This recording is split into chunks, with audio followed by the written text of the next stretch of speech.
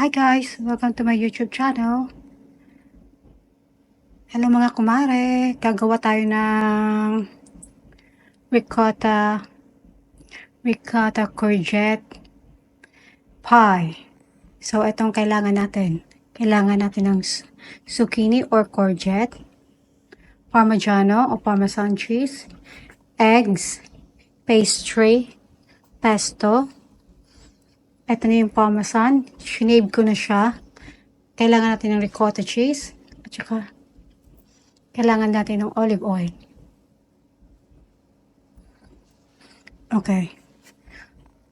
Ito, i-slice natin to. Tapos, palabasin natin ng, pag na-slice na natin ng courgette, lagyan natin ng salt, tsaka lagyan natin ng, tsaka i-drain natin para lumabas yung tubig, para yung pastry natin, puff pastry natin, crunchy siya. Okay? So, ito, shinave ko na siya. Okay? Let's do this.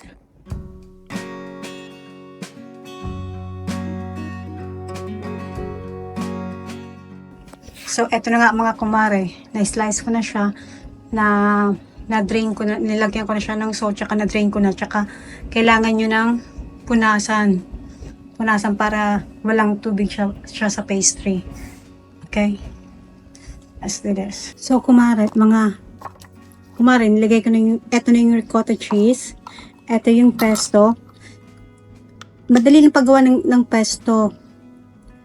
Ano lang to, basil, you need basil, olive oil, lemon juice, pine nuts, parmesan cheese. Kaso lang ako, ngayon, ginawa ko na gagamitin ko lang yung nasa bote na ngayon. Kasi wala akong oras paghaluin nyo lang mga kumari yung ricotta cheese, tsaka yung pesto. Yung isang bote. Tsaka inubos ka rin yung pesto. Ay, ang ricotta pala. So, inubos ko.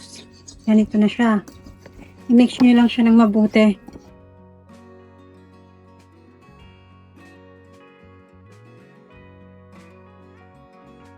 Pag na-mix nyo na ng mabuti, gagawin na natin yung pastry.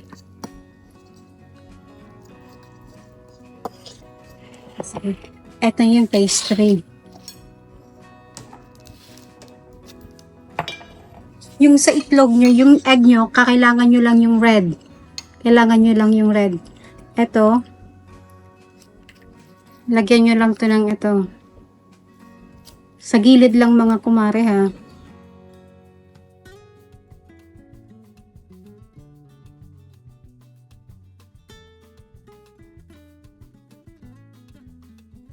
Tapos, ilagay na natin yung mixture.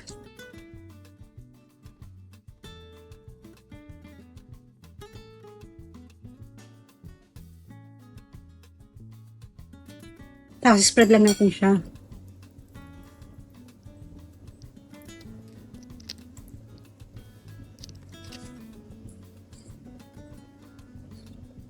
Huwag yung ano yun sa sagad sa side.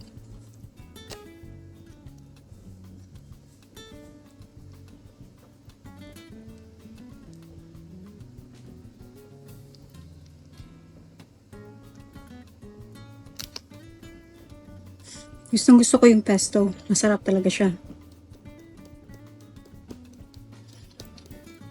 Katapos niyan, ilagay na natin yung courgette or zucchini.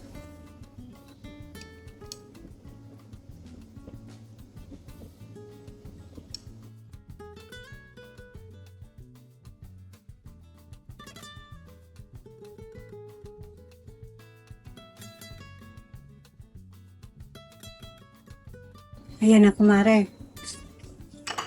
Tapos, ilagay na natin yung shinave natin na parmesan cheese.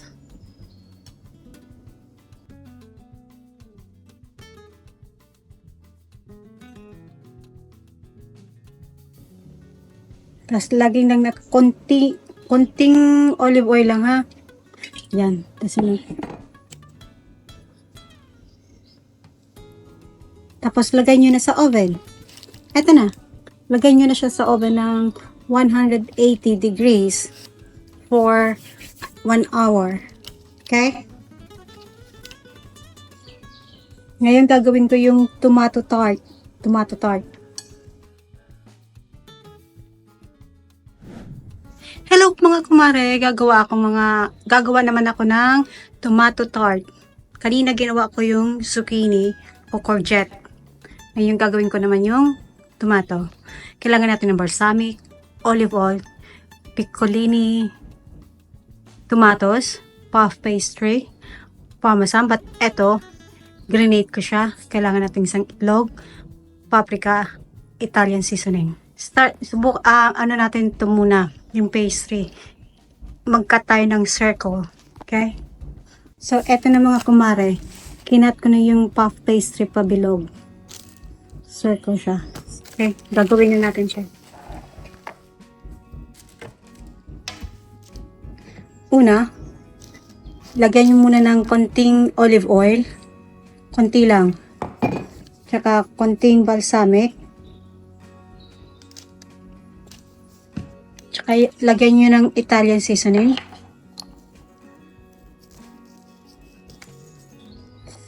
Paprika. Tsaka yung tomato, kinat ko na siya sa half.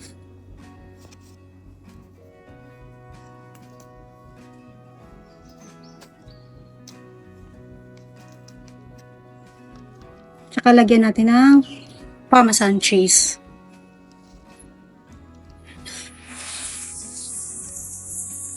And, lagay nyo na to. Ganyan lang siya. Sadali.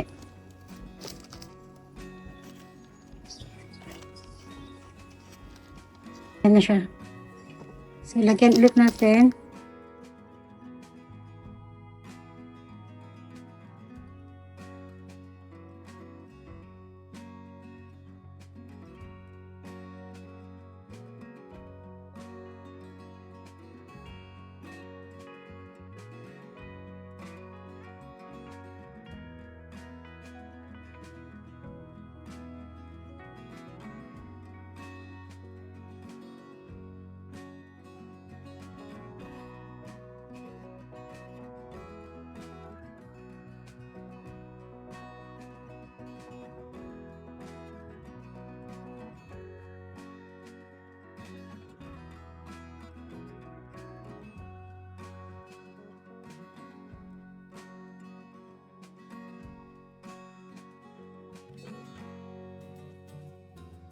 Tapos, i-poke lang natin yung ano.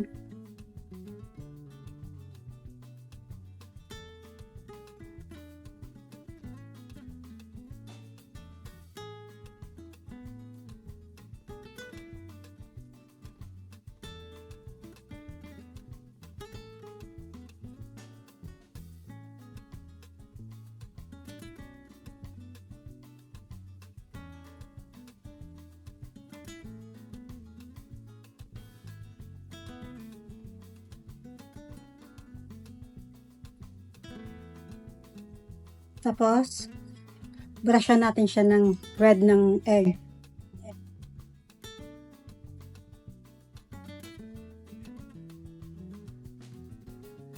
Para mag-crispy siya. So, guys, crispy.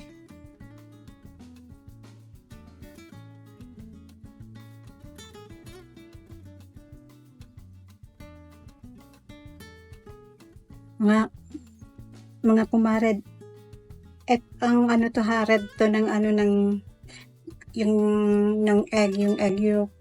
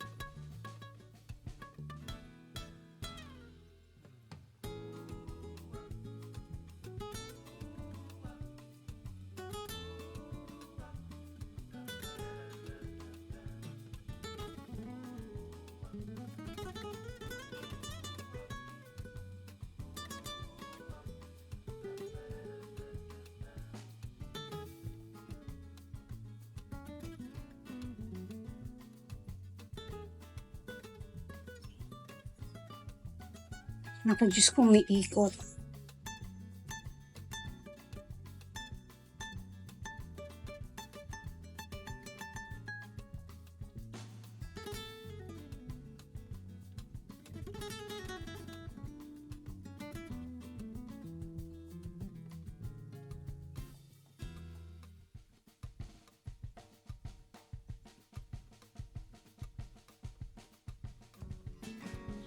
Tapos lagay nyo na siya sa oven ng 180. Kagaya nung courgette and zucchini.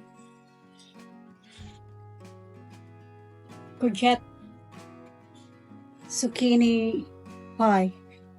So, eto na siya. Eto na siya. I-open nyo na siya ng 180 for 45 minutes. So, eto na mga kumare. I-oven nyo na siya ng 180 degrees. Okay? Eto, pag naluto to, sa top niyan, lagyan nyo na siya ng bruschetta cheese. Eto, okay na to. Huwag nyo na siyang lagyan nyo na siya ng cheese on the top.